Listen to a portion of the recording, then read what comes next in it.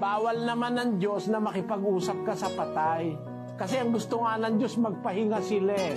Hindi sila binibigyan ng Diyos ng karapatang makipag-usap. Kagaya nung iba, kinakausap yung mga patay, gaya ng mga espiritista. Bawal ng Diyos yun eh.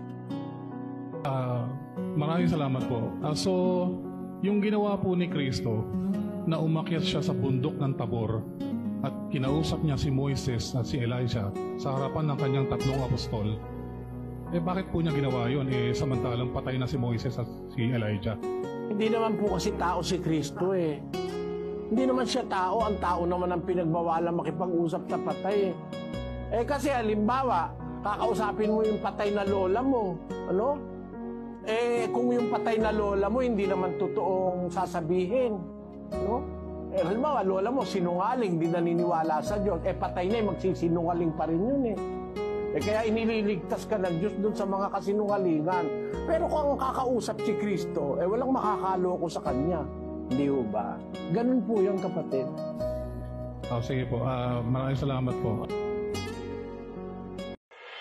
Ang mga members po ng Church of God International ay nag-aanyaya sa inyong lahat para sa isang mass indoctrination o ng pag-aaral ng mga doktrina ng ating Panginoong Kristo. Ano po ba ito, mga kababayan? Pag-aaralan natin, ano ba ang mga utos ni Kristo, mga aral ni Kristo, aral ng Ebanghelyo, na para sa ating panahon. Kasama ba rito ang pagbibigay ng ikapo? Ang Santa Senang may abulo yan? Kasama ba rito ang pangingili ng Sabado?